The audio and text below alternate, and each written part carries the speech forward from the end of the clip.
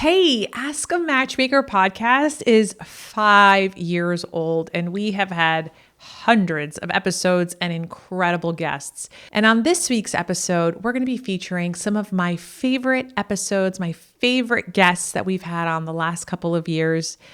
Have a little refresher, and maybe if you like those episodes, I'll include them in the show link so you can go watch the whole episode. But it was incredible having them, and it's incredible to celebrate with you, my dear listener, my dear video watcher, if you're watching this on YouTube. Happy birthday to Ask a Matchmaker, 5 years old. I cannot believe I started a podcast when my kid was like a month old. Am I crazy? Jesus. All right. Anyway, be lovable, but more importantly, be likable.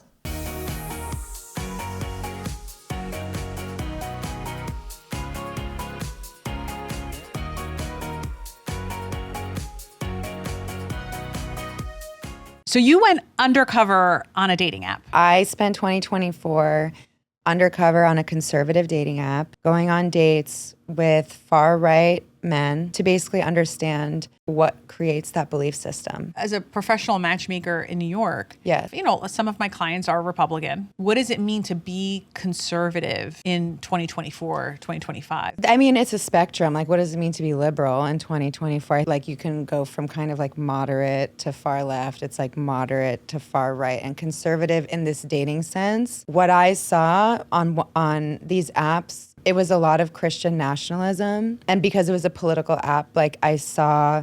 Which app was this? I don't want to say. Okay. I don't want to disclose like any identities of the men. I don't want to advertise a dating app that doesn't take down profiles of men who have like swastika tattoos. I just don't want more people going. So you saw stuff like that too? Yes. And to be clear, I was looking at the extreme examples, so I would not say this represents like anyone who identifies as Republican. And I was like, I am open to new perspectives, but I'm coming from a liberal background, so I'm not totally aligned with you, but I want to learn. Okay. So they had the opportunity to basically evangelize me, which is like how they were taking it, which is exciting for them. So they're like, let me teach you. So I could ask them, what does it mean to be a conservative woman? Okay. And they would ask me like, I mean, they barely asked me any questions. So they were just like telling me stuff. So submissive literally means to a lot of these guys, and this is extreme to me, it felt extreme to me, but they would say they talked about training their wives and wives having obedience. They talked about... like physical? Yes. And they talked about, like, you're not supposed to talk back. Like, it's not feminine. Like, you're supposed to, like, do what your husband says. So they're looking for someone. And this is, like, to me, this sounds like fantasy. I don't know women like this. So, I don't either. And that might just be because I'm in a bubble, but they're looking for someone in a year to a year and a half. You're planning to get married, so you're looking for your husband. That's why you're dating. So they're dating with a goal to get married. We love goal-oriented men. And they're looking for someone who, if you're working now, they want you to quit your job and focus on raising children. Homeschooling is huge. Homeschooling. All of them wanted homeschooling. Whoa. So are they dating teachers? Well, that's what I asked them. I was like, okay, so, and you know, both my parents are very educated. They have 3 PhDs between them, and like I grew up with education being like a huge core value. Right. So I'm aware that you have to have a higher education to be like a preschool and elementary school teacher, because you're literally a child psychologist. Right. So I was like, okay, so what's the curriculum if we're homeschooling together? Let's say we get married. And you're asking this in earnest. Yeah, I'm asking this like I'm not making fun of them. Yeah. Because also, what's interesting is they all had like their version of dating horror stories, which is like, I went on a date with a liberal woman with blue hair. And they get it. Yeah, they hate women with blue hair. They hate also pink hair. There's no way a blue-haired or a pink-haired woman went on a date with them. I mean, not through that dating app. That's what I'm saying. But these guys live in New York City. They present as liberal because they don't want to lose their liberal friends. And then they go online and they're a neo-Nazi online, or like they're a white supremacist online. But in real life, they're trying to blend in because they still care about having friends, and they care about not social being status too. Not even maybe social status, but I really think it's more about not feeling ostracized, like because they genuinely feel isolated and left out, like they're what they believe and what they feel about themselves. They feel like they are not, they feel left out. Let's go back to the homeschooling thing. Yes, because homeschooling. I can understand where someone could feel left out there, right? Like if you decide to take your kid out of a more structured and schooling environment, you know, you're kind of disconnecting from a social network. Yeah. And, you know, some will say, oh, well, I know plenty of homeschoolers who connect with other homeschoolers, but a lot don't. So for example, the way that a couple of them described homeschooling to me would be, okay, so we're gonna get married in a year and a half. We're gonna move out of the city. We're gonna have a homestead. And then we're gonna go in on like so when I was asking how am I gonna teach them like math and science and also like English and history, like people go to school to teach just one subject. Right. And also again, I'm not a child psychologist, which you need like preschool teachers to be. And if like, you're on a homestead, you also have to, you know, collect you the got eggs from the animals. chickens. That's like so many full-time jobs at the same time. right. So, which is also very feminist to be that woman, to have so many full-time jobs at once, by the way, because they also think this is like an anti-feminist lifestyle. And I think that's actually very feminist for women to be participating in that kind of labor. If they chose it. If it's your choice. So, basically they're one of the fantasies is you have multiple families and they all want the same type of homeschooling and you all pay a teacher who's somehow affiliated with a church.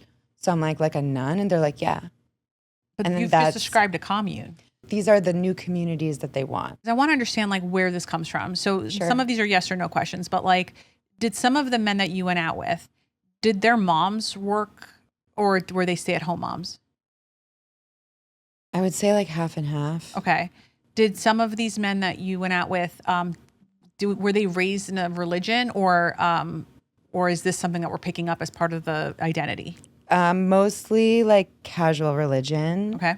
So like for example, I think it's that the desire for social connection. Like one of them, I went to church on a date with one guy, and I asked him like, is church a big part of your life? And he said he didn't really consider it a huge part of his life growing up, but his mom died from cancer when he was in high school.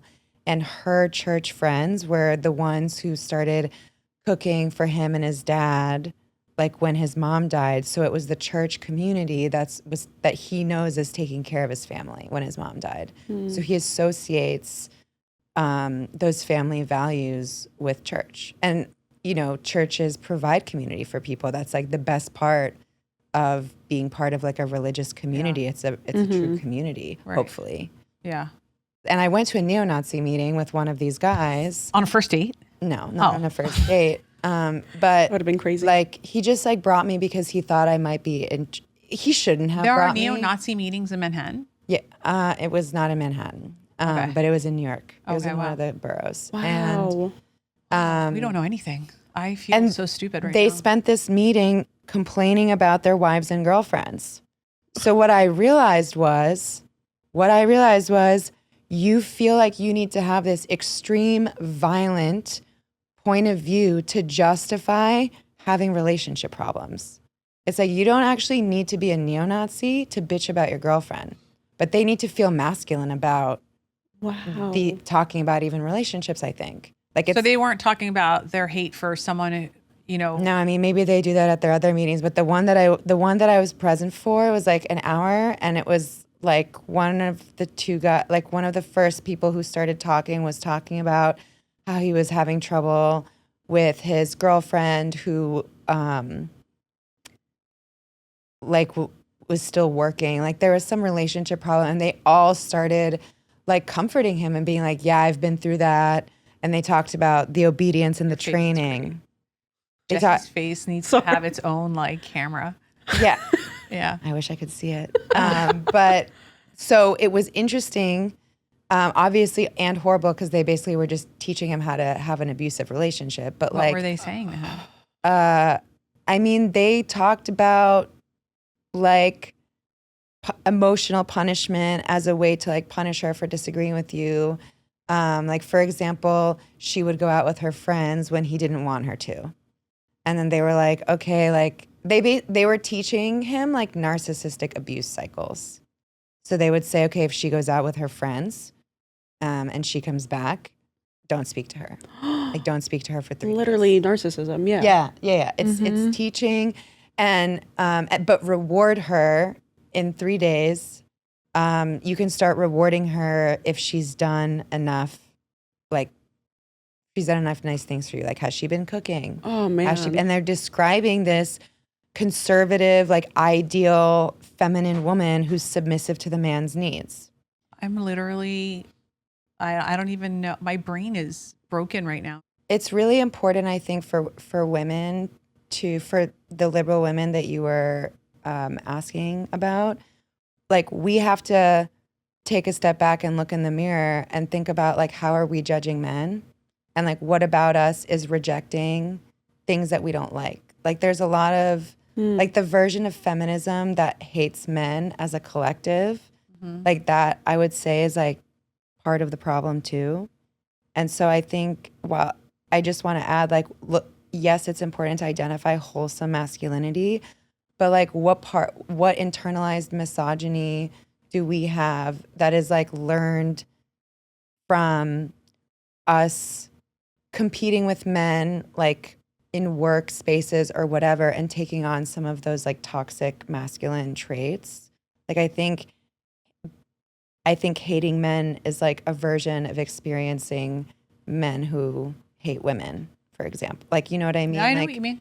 So I think there's also, like, and I think my question to you, my follow-up question, or in my mind, I'm wondering, okay, if I wanted a Ted Lasso, am I the person that would attract that person? Mm-hmm. So, like, what about me might be something that I need to work on? Right. I love that. That's like, a great what is question. wholesome femininity?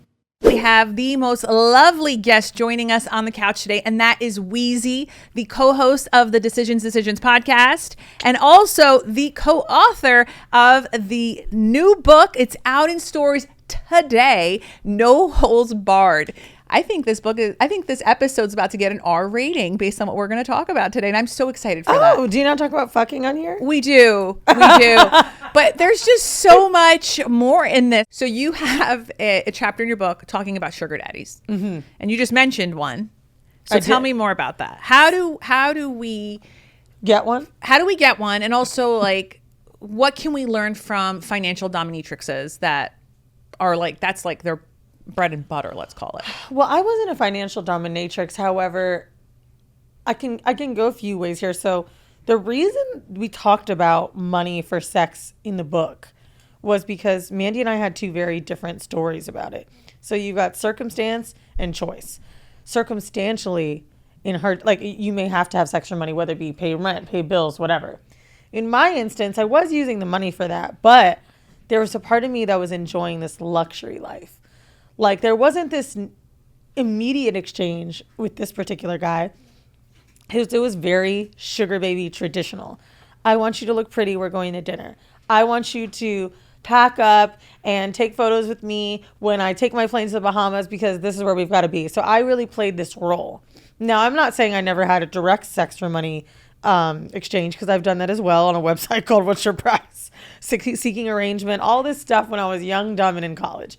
But sugaring is like another level, because it's not the escorting vibe, which you can have high-end escorts, but the sugaring is more of the relationship. They want to feel special. Oh my God, you're so handsome. You're this, you're that. Normally a young girl, I would say college age, like sugar daddies love that shit. They want you to be so helpless and confused. But what was really cool about, I think my chapter in particular is why buy purses when you can have a stock portfolio. So why buy purses when you can have a stock portfolio? Why?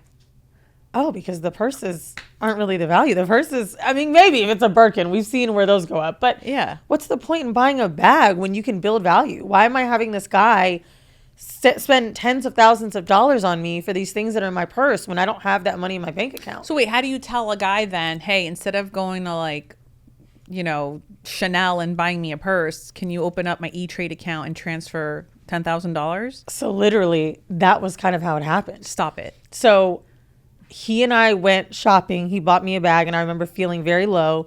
Like, fuck, this is $2,400. It was a Louis purse, and I don't have $2,400 in cash. This is stupid. So we were sitting in the bed. He was watching the stock markets, and I'm like, I really want you to teach me how to make money. And he said, oh, what do you want? What do you want me to get you? I was like, I don't think you're understanding. I want to be you. I want to make money. I want to make money. Teach me how to fish. Yes. Yeah. And he even changed his tone of voice with me. He looked at me totally different. He's like, you really want to know how to make money? I was like, yes. And he gave me $10,000 to open. I don't think it was E-Trade at the time, but it might have been E-Trade. E-Trade or Fidelity. And I think Fidelity, because he was like, do you have a 401k with your job? I worked at T-Mobile at the time. He's like, all right, you learn how to read this. He sat with me. He taught me futures, ETFs, everything. And he gave me $10,000 to allocate where I wanted to go. He's like, listen, you can look at oil and gas. You could look at e-commerce. Figure out where you want to put your money. And if you grow it, I'll give you another 10. And I grew it. He told me if I grew it by 30%, he'd give me another 10. And I think I doubled it. I put the exact number in the book. I can't remember in this moment. Hold on. Pause.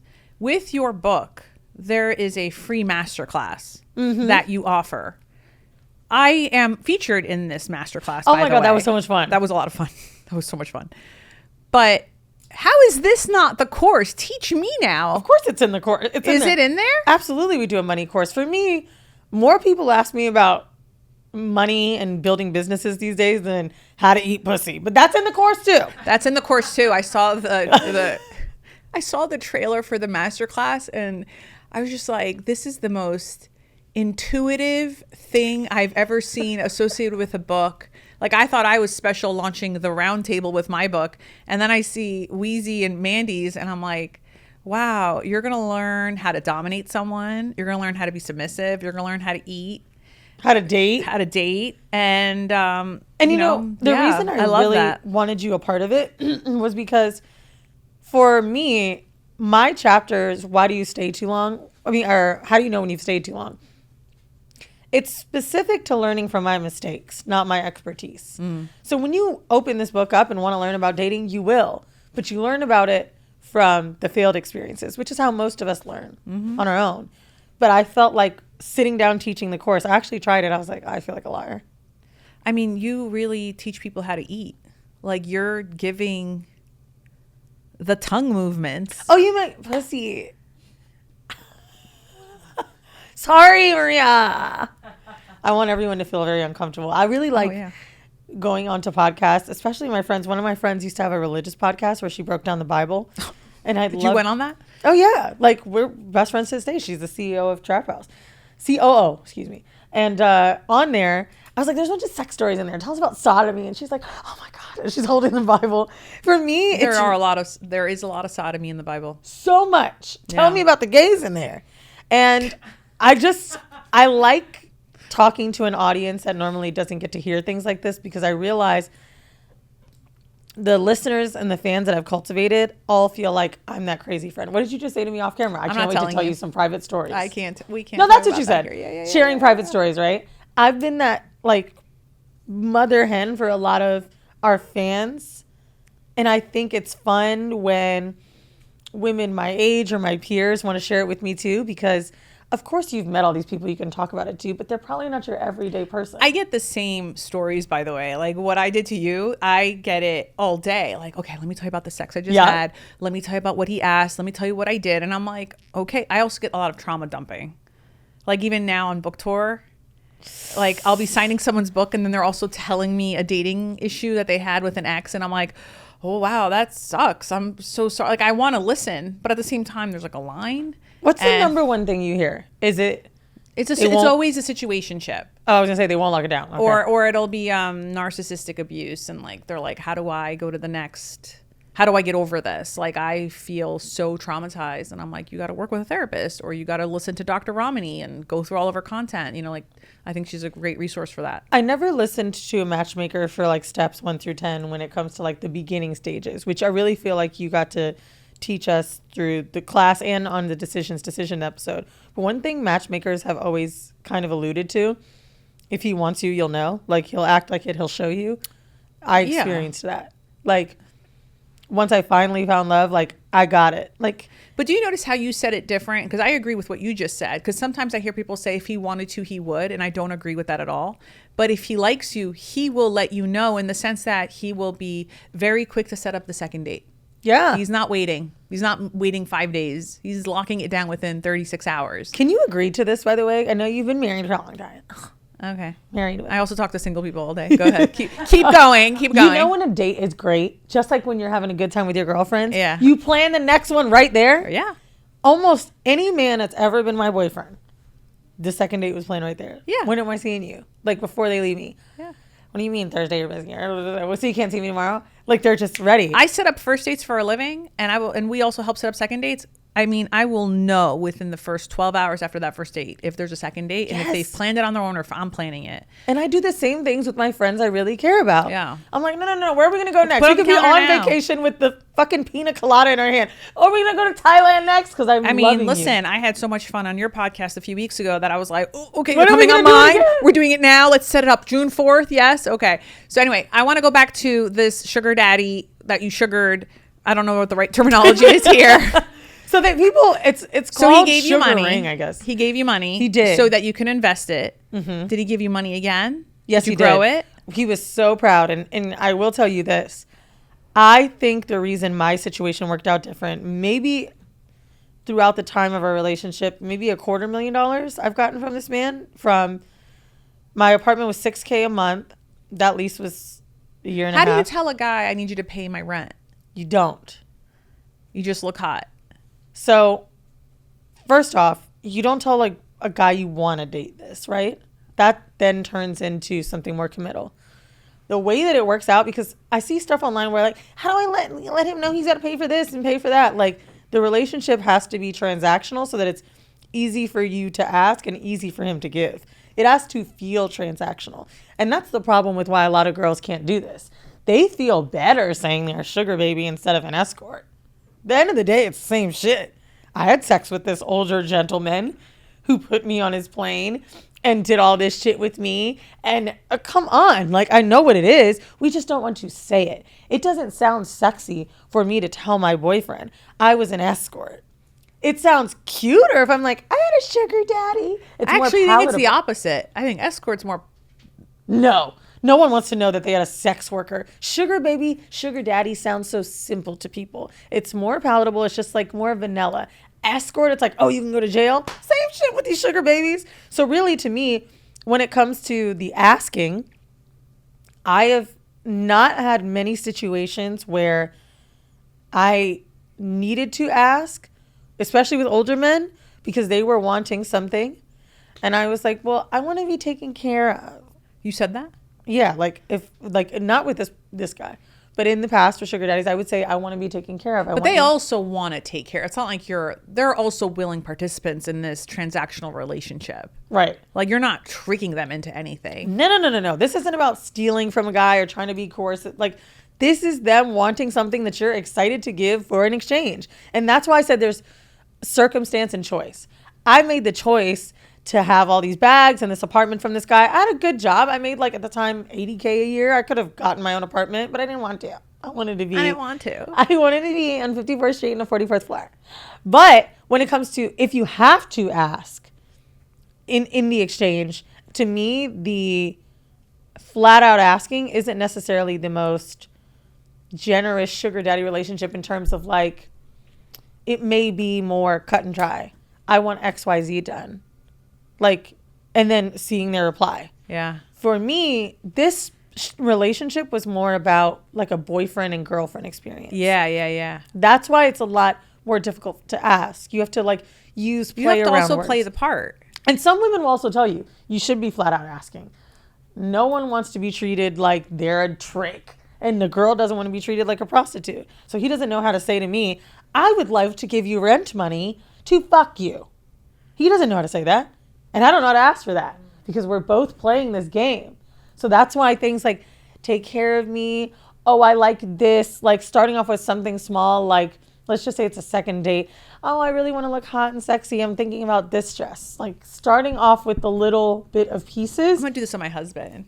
And then even though we have a shared joint checking account, I'll be like, babe, don't you think that these lubes would look really good on these feet? It would. And like, I want to walk around naked for you in them. Yeah. In this country, and I'm certain it's happening in other countries too, when it comes to dating and caregiving. And so Katie Brandt, our guest this week, welcome to the Ask a Matchmaker podcast. Thank you, Maria. She's a caregiving advocate, among so many other things.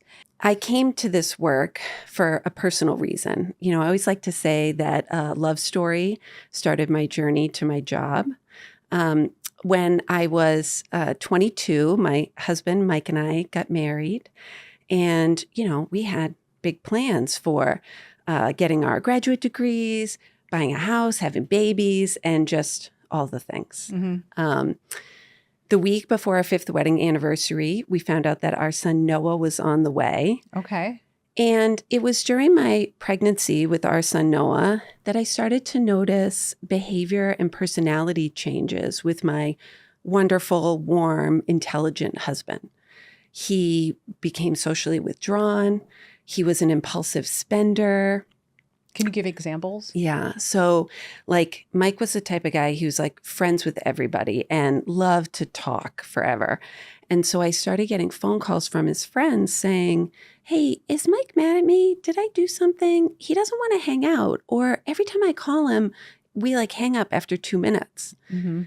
He met friends out for a drink and like left after, I think he was there for like 8 or 10 minutes. He racked up $28,000 on a credit card, buying decking material. And Mike was always a really great budgeter, financial planner, very thoughtful. He really didn't want to spend time with me anymore, like hanging out. While you were pregnant? Kind of during the pregnancy and also right after our son was born. Okay. And all of these things just made him seem like, what's going on with Mike? Mike was an incredible scholar. He could translate text from Hebrew, Greek, and Latin. And I remember one day standing next to him making a grocery list, and he couldn't spell the words rice or avocado. Wow. So I went with him when my son was 6 months old. I still remember holding like the baby bucket to his primary care physician appointment. And I said to the doctor, my husband is acting so weird. Could he have a brain tumor? And she said, nah, I think it's just depression.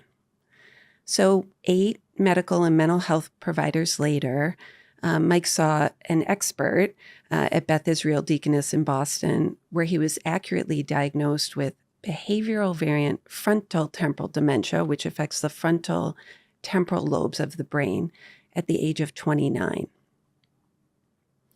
So this diagnosis... Well, how did that happen? Yeah, so you may have heard, if you listen to information about Alzheimer's, you might hear people say Alzheimer's and related dementias. Mm-hmm. And so there are these set of conditions that are neurodegenerative disorders that cause dementia. So frontal temporal dementia, or FTD, is the most common young onset dementia. And no one in Mike's family had ever had it. I had never heard of it before the day he was diagnosed. And I went home and read about it online. And I was like, oh my God, this is what my husband has.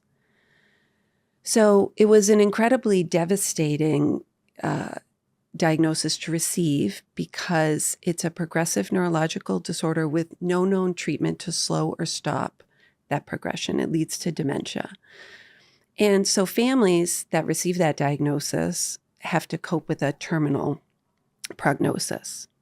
So Mike and I were both 29 and my son was 1. In the background, my dad had been experiencing like memory problems. You know, he'd gotten lost on the way to my sister's house to have dinner. He dropped my mom off at the bank, went to get coffee, and then just went home and like forgot her. He would tell you the same stories over and over and over again. He had a negative performance review at work. Oh. So my mom and I had been talking about this. And then, of course, we were talking a lot. My husband was diagnosed on a Friday. We talked all through that weekend. I remember that Monday night we were talking. We'd been on the phone for an hour and 13 minutes. And my mom said to me, "The baby is sleeping. You should be sleeping. I'll talk to you in the morning." And my mom didn't wake up that next morning. She had a heart attack in her sleep unexpectedly and passed away. And 17 days after that, my dad was diagnosed with Alzheimer's disease at the age of 59. So at the age of 29, I found myself in charge of taking care of 2 adult men with progressive neurological disorders, one with FTD, one with Alzheimer's, but both leading to dementia. And my son was 1 year old.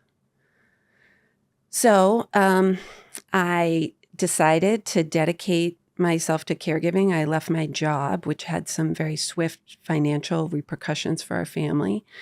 And for the next, felt like there are many years, I really just dedicated myself to being a family caregiver.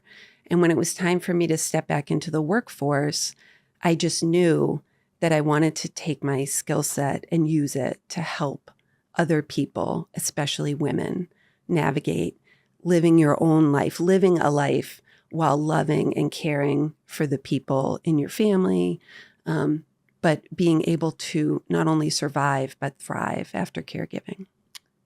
I have so many follow-up questions to this incredibly intimate story you've just shared, and thank you for that.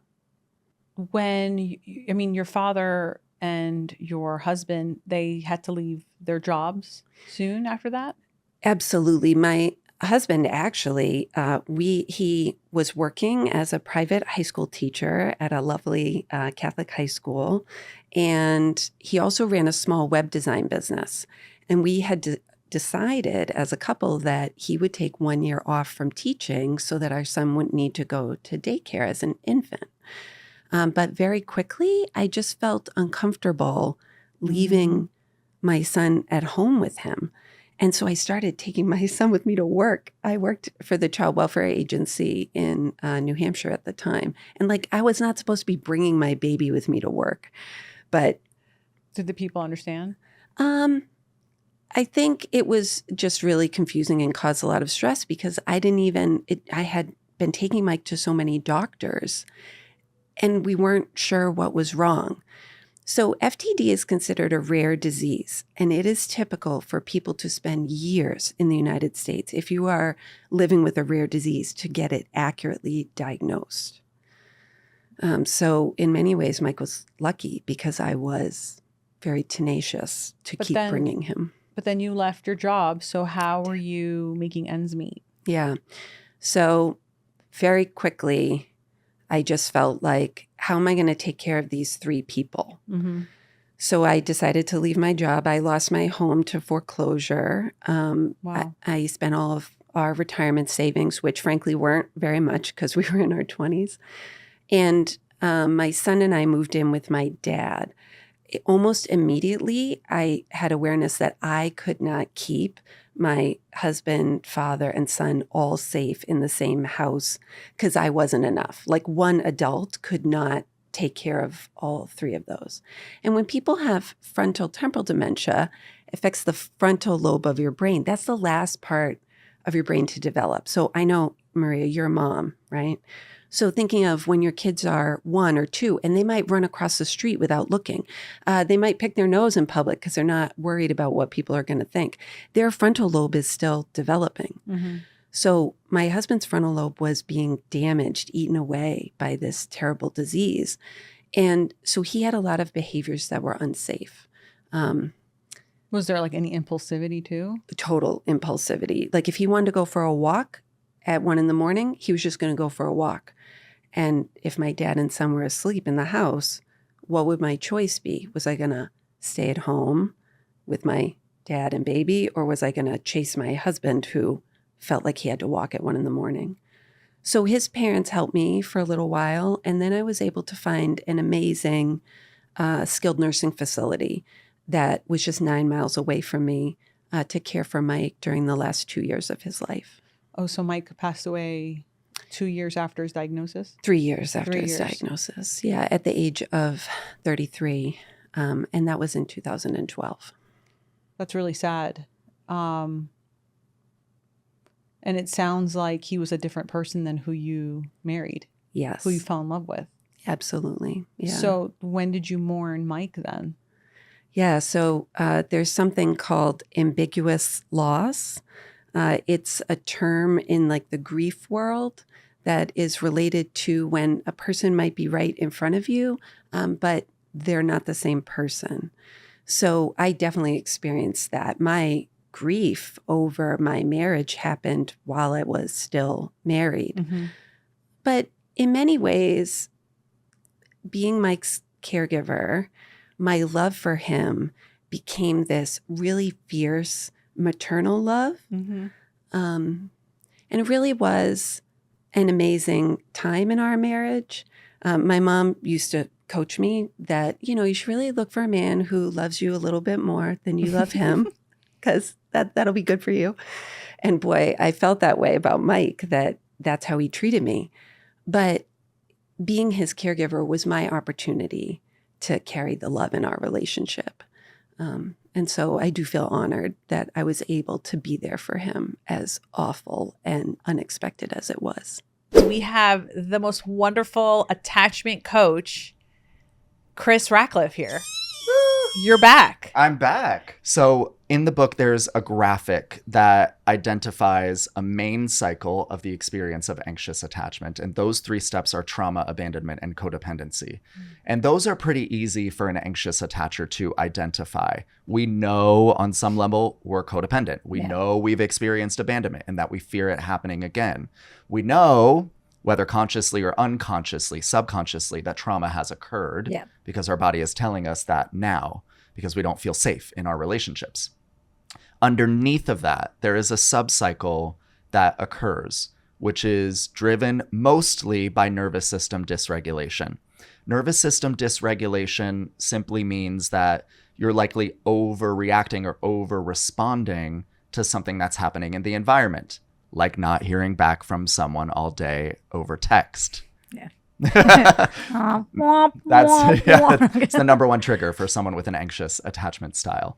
The way they whip themselves into like, it's been 2 hours. You start Exactly. ruminating, like you just can't get out of your head. I feel like It at some just- point there's also this sort of cycle where it's like you're doing what you just said. Yeah. You're ruminating about it. And then it's like, well, it's kind of like a bargaining, like, well, finally, when he does respond, I'm not going to take exactly say it. And then- Protest behavior. protest but behavior. the protest doesn't last more than 10 minutes. Right. I'm not going to respond for 2 hours, Yeah. wait until they see. And the fact of the matter is that person doesn't give a shit. Like, No, they're not and sitting there. that 2 hours never happens for most anxious attachment. It's like the 10 minutes feels like a whole day. And then Right. after 10 It minutes, you're does. like, it feels like, you're like, I've punished them for a whole day. It's been 10 minutes. So what would you say to someone? I want to explore these 3 things for a second because I Yeah. think these are really important. What would you say to someone who's experiencing this dysregulation?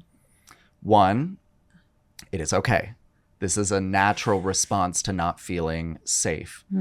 It is also likely a resuscitation of pain from the past and not necessarily reflective of what is happening right now. And that is why trauma healing and inner child work and those kinds of things is really important, to prevent the projection of the past onto what's happening now. So it's okay. If you are feeling disconnected from someone, first of all, we live in a very busy, distracting time. It's all right. That said, there are steps that you can take to learn to better regulate your nervous system.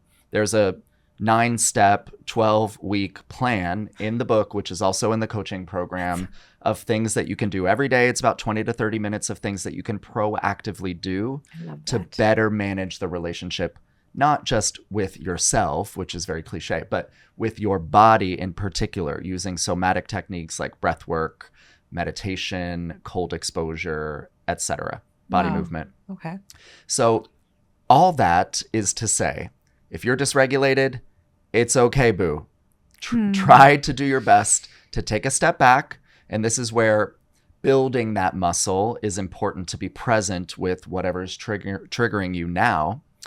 and then to be able to approach the other person, because the first movement is always inwards. Your body is telling you to come back in, to slow down, not to reach out, not to follow I that sense of know. urgency. What are you gaining from this? No, right now? he's absolutely right. Like the way I dysregulate my nervous system is by trying to fix it with the other person, and like trying to find a funny meme. no, their attention? Oh no! It's the comedy has gone out the window at this point. At this point, it's out the window. I'm like freaking out, spiraling, and I want to get the reassurance from the other person. And so I'm trying to reach out and get them to say the right thing that will regulate my nervous system. And that's again, I have to learn to do that first for myself. Yes. Because so Anxious attachers rush to co-regulation. There's this external focus, and that is really at its core what the anxious attachment style is. It's because they want acknowledgement. They want acknowledgement, validation, reassurance. They want to be Reassurance. chosen. How many times have pick me. How many times have you given a man an unearned compliment just to receive something back?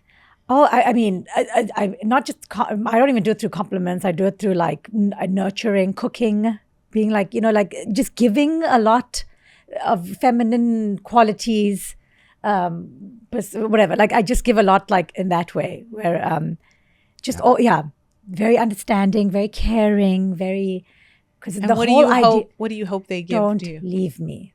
I will cook for you. I will clean for you. I will be your cheerleader every day. Just don't reject me. Don't abandon me. That's the core of it. That's how anxious attachers tiptoe, maybe not even tiptoe, maybe run into codependency. Yeah. That's how you lose yourself, because you're giving, and then you're creating an imbalanced dynamic in the relationship. Yeah, you the other person, merge into. Yeah. there's no room for them to give because you're doing all the giving. Absolutely.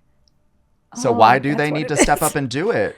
You're positively reinforcing their behavior in that moment. Oh, but I just, but you want them to know that I'll be the perfect wife. So after dysregulation, what do we have next?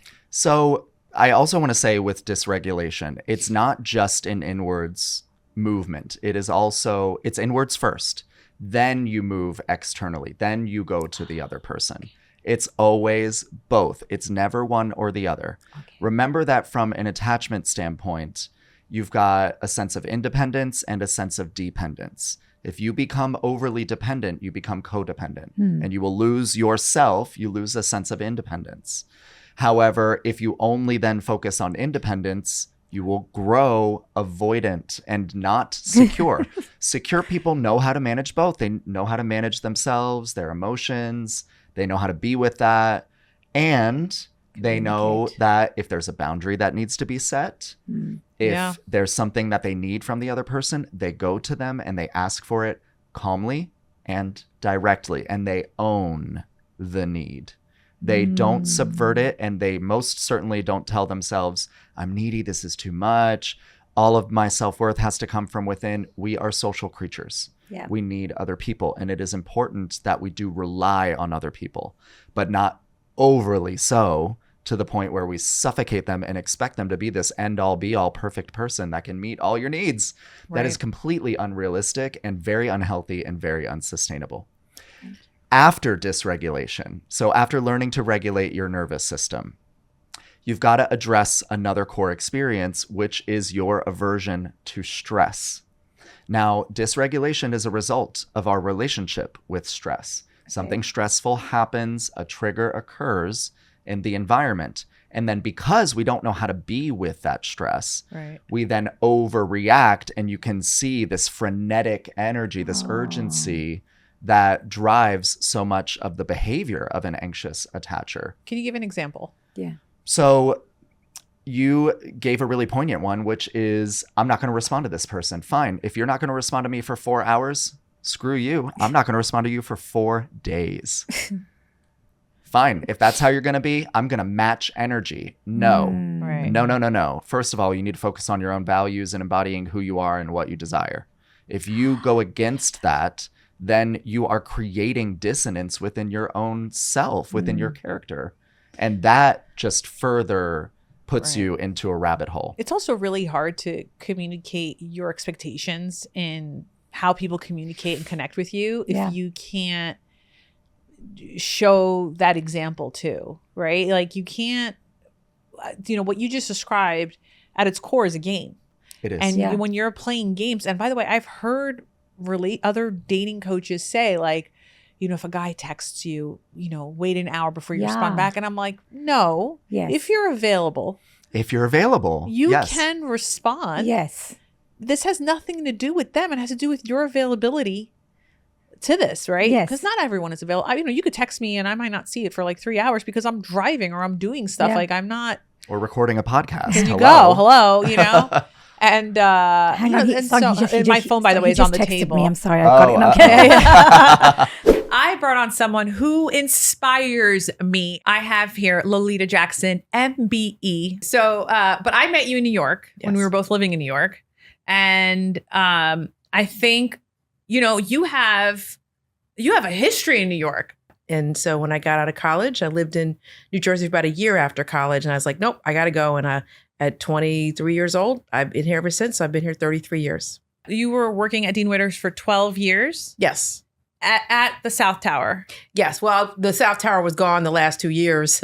I worked there. So I left in 2003, but I started my career there and I was there until the building no longer was there.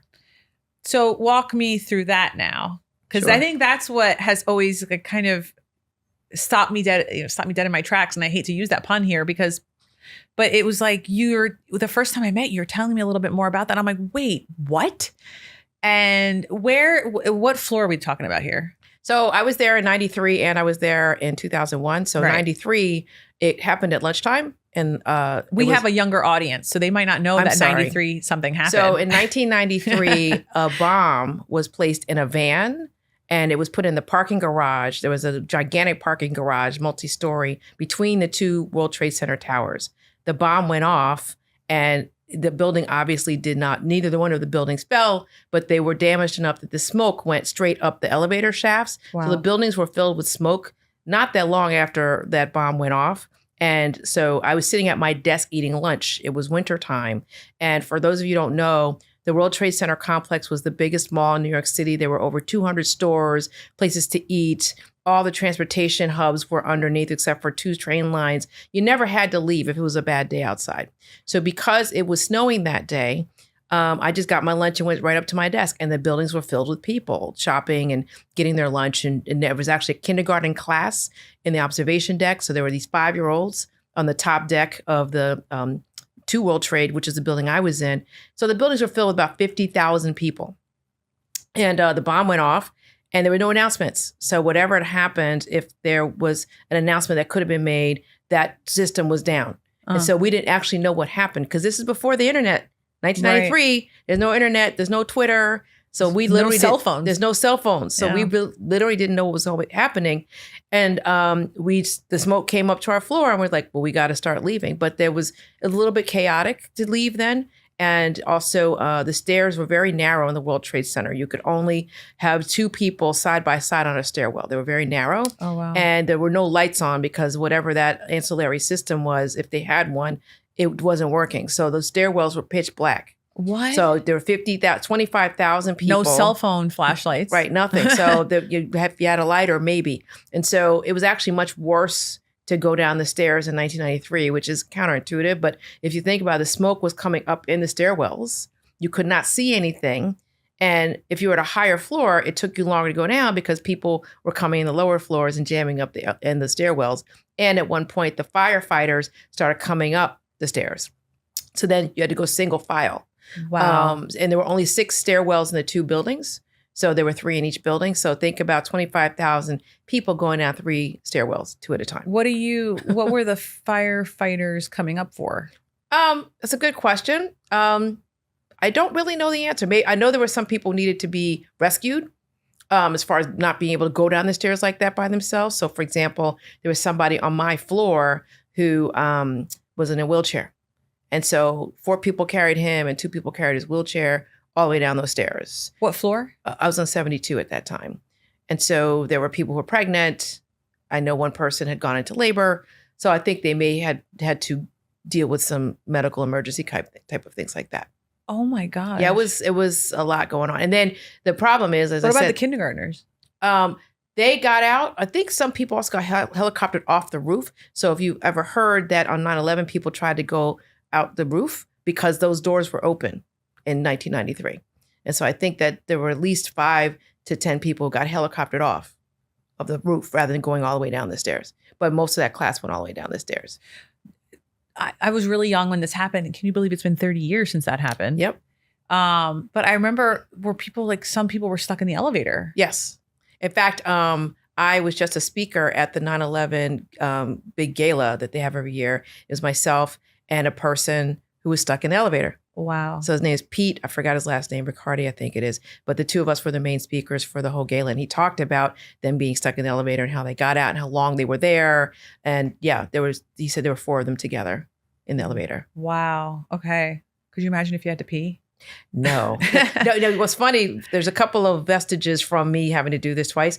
I always go to the bathroom before I have to go in the elevator. Always. Wow. And I never want to live on a high floor. What's high floor in your opinion? Anything above 9, because after 9, the ladders from a fire truck can't get to you. Do you hear what you just did? You just lowered the property value across I'm Manhattan. sorry, everybody, but it's just me. Like, I've gone down, dozens of flights of stairs twice, so I'm like, I don't want to do that anymore. So how quickly did you go back to the office after that? It took a month. In fact, it was a month to the day. We always say it was the best party the firm ever had because all the senior people from the firm combined with like the secretaries and everybody in between, we had, caviar, lobster, they were just so happy that we were able to get back in. So it was literally March 26th and it happened on February 26th. But what happened was Morgan Stanley had its own evacuation plan after that and how we were going to be set up if an emergency happened again. So there's a famous gentleman named Rick Rescorla. There's been a documentary made about him and a book. He was the head of security for our firm. He said, okay, I think the buildings might get hit by planes. He actually was on record saying that.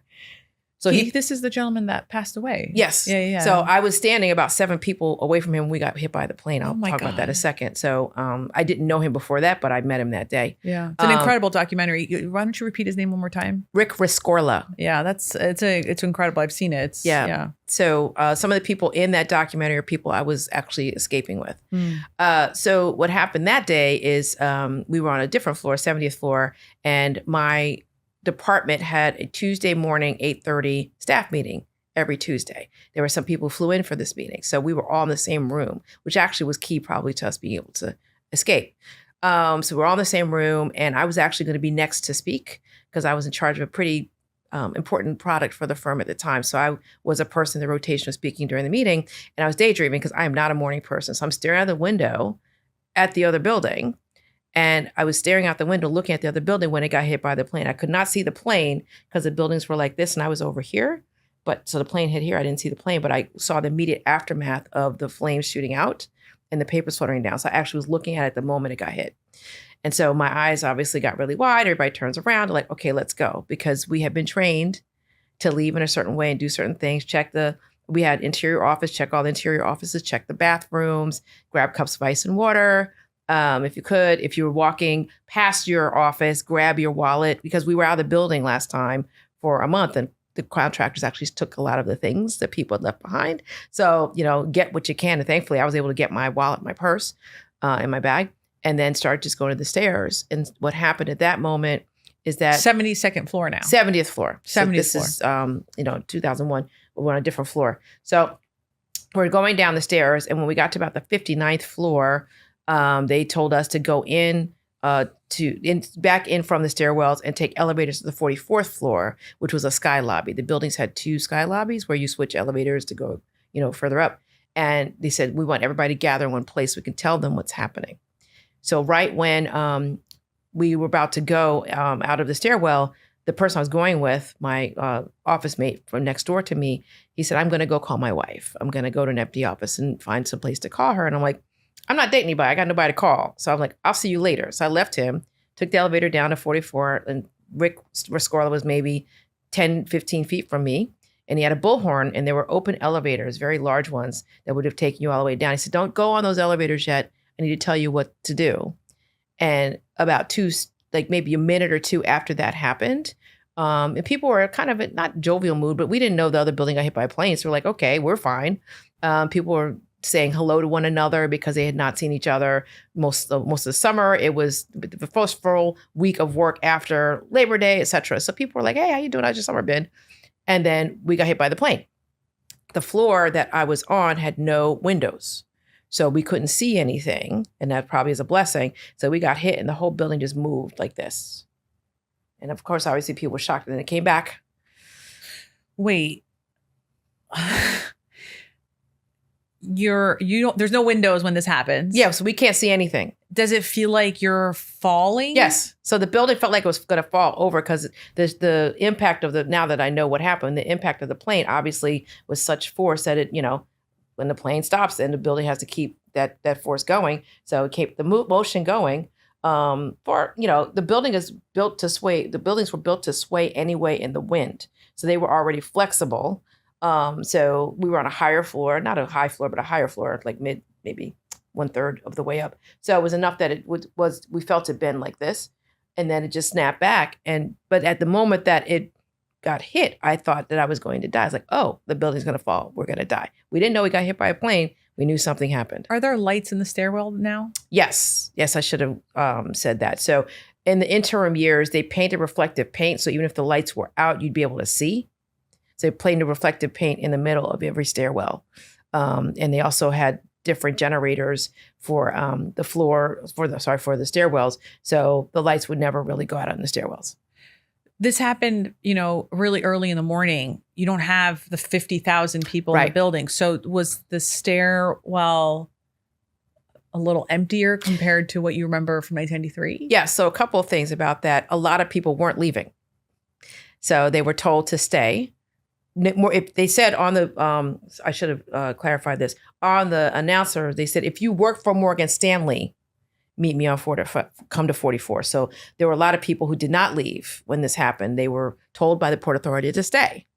So that unfortunately some people had to sort of run for their lives at the end because they had been told to stay. But my company, everybody already started leaving. So by the time we got hit, we were at a much lower floor. I know people who died at their desks or at the higher floors because they actually waited and decided not to leave when we were told to leave. So I know somebody who died at his desk at 73rd floor, and he was one of the few people they found his body somehow. So if you were at those higher floors, it was much more likely. In fact, my friend who decided not to take the elevator with me, he was trying to get on an elevator, 3-5 minutes after me, and he was in an elevator by himself when we got hit by the plane and the cable snapped. And that's actually how he died. So had I gone with him to make a phone call, I would have been in that elevator. It's pure happenstance if you lived or died. Like one woman got all the way out, went back to get her purse. Like just, and I always tell people, you don't know. You could just be going for a cup of coffee and it could change your life. So to walk me, so what floor are you on when the plane hits your building? 44. So there were two sky lobbies, 44 and 78. The 78th one, the plane went through it. So only 6 people lived who were on that floor because the plane went this way when it came in. It was 6 people lived on the floor that a plane hit? Apparently, yes. So I don't know how, but 68 to 70, 78 to 82 is the floors that the plane went through because it went in sideways like this. So that sky lobby was basically destroyed.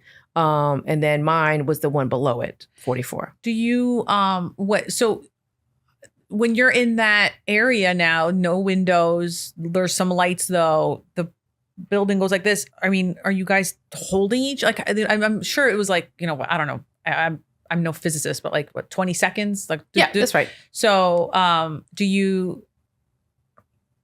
that's a traumatic, some people were freaking out. Some people were screaming, but, it knocked people off their shoes. But I was like, so I'm an engineer by training, as I said. And I was like, I just got to get out. Like, that's what I'm asking now. Like, that's the question. So it's like, that happens. And it's like, does your brain turn on and be like, oh, I got to get out of here? That's what happened to me. So I'm a pretty calm person in adversity when it's something like crazy like that happens. Like, okay, either I'm going to get out or I'm not. Because once the building did that and I'm like, I'm going to die. Also, I'm a very religious person. Like if I die, I'm going to go to heaven. I think I'm going to be all right, but I'm going to try my best to get out. So when the building went up like this, there was somebody who I knew who was in front of me. He's like, what just happened? I was like, I don't know, but we need to leave. We need to get out right now. You said it like this calmly? I did. I didn't cry. Like I'm able to sort of pivot like that in stressful situations. Everybody handles stress differently, right? So I'm like, I'm not screaming because that's not going to help me get out of here. So I took one class called fluids and how fast fluids can go through a pipe. I was like, okay, I only took that class for this one day. Everyone was trying to go through the same set of stairs because they wanted to get away from whatever had happened where we got, when the plane hit over here, like I'm going to go down this one set of stairs. There were 3 of them. And I said, well, why am I going there? I need to go over here. Because I remembered in 1993, I didn't have that, it took a long time to get out. I'm like, I don't have 2 hours to get out of here. Whatever happened, I knew I need to get out more quickly than I did in 93. Which tower fell first? Mine. So we got hit second, but fell first. We weren't prepared for what we went through. And so I think for a lot of us, like, and this is the joke I always say, and it's all over the internet because I've said it many times. If you can get killed more than work, you better really like your job. So did you love your job? No, I liked it. It was giving me sort of access to things that I thought I couldn't have. But ultimately, it wasn't the root cause of my happiness. And so I had some therapy at the time. And I was like, you know what? I just need to go. I just need to go because there's something else out there for me.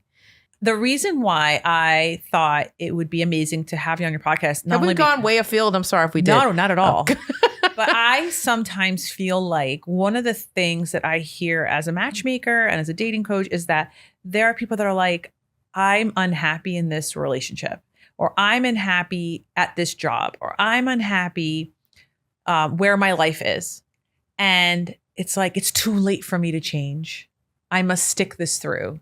Or I'll meet people who are in really unhappy marriages and they'll say like, well, I'm going to stay for the kids.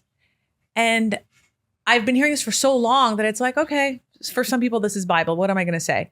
But then I meet you like 6 years ago and I was blown away by that. I was like, oh, there's a person here who has the trick to life. So I want to ask you now that we have the foundation of who you are, do you feel like, is it ever too late to make that change where you can pivot to something that can maybe make you happier, but at least have the opportunity to be happier? Yeah, I mean, going from finance to working for government was a big pivot and a big change because obviously it was a change in my profession, but it was also a change in my economic situation. Mm-hmm. And so I just readjusted my life and I traveled more when I worked for the mayor's office than I actually did when I worked for Morgan Stanley because I just made it work. I, started singing more. I was singing in foreign places. I'd done none of that when I was at Morgan Stanley. And I just recognized That's right. You sing jazz, right? I do sing jazz. And so I have a band in Scotland. I just had a very successful gig. Did I tell you, I said, she's interesting. She is cool. Like oh my God, your hobbies. Tell me more about this jazz singing really quick. So I started singing in college, a group called Counterparts. It was a sort of a cappella jazz group. Actually, John Legend was in the group 10 years after me. I met him when he was a freshman in college because of that. So it's pretty well-known group. And I just kept singing. And I said, I'm not going to pick one career. I'm going to sing and I'm going to have a job. Yeah. And so I never picked one or the other. So I've been singing the whole time I've been out of school. I've been lead singer of a Steely Dan cover band. I've done backup singing for lots of people. Just, in the New York scene, there's lots of people like me. So it was before COVID, it was pretty easy to get a gig. Yeah. And so I've just been doing that. And I've been singing in Scotland for about 7 years now. So I've done the Fringe twice. And then through doing the Fringe twice, I have a group of musicians I can call on when I want to do gigs. So I go once or twice a year and I perform in the big jazz club called the Jazz Bar. And also am able to sing in Tokyo. So I had a sold out gig in Tokyo in this past July. Wow. A friend of mine who was an expat there, we had played together in Shanghai. And he put together a group and we had a great show at a place called Satin Doll Jazz Club. So that is amazing. So to go back to pivoting to something insane happens and then something incredible happens. Mm-hmm. What do you hope people take away from this? From this session? Yeah. That you do not have to depend on other people for your own happiness. There are people in your life who actually don't want to see you do very well. I know it's hard to believe, but that's true. So you have to listen to your own heart and the people you actually trust and go with the things that make you the person that you should be and you're destined to be. I love that. Lolita, thank you so much for coming to the Ask a Matchmaker podcast. It's like truly an honor and I'm so happy you're here. It's great. If you are listening to this on the podcast, tell your friends, send them this episode. If you enjoy this episode, shoot that link to all of your friends. And if you're watching this on YouTube, like comment, subscribe. Help me with the YouTube algorithm gods so more people can watch Ask a Matchmaker podcast. Thank you again for listening. Thank you again for watching. And of course, be lovable, but more importantly, be likable. See you next week.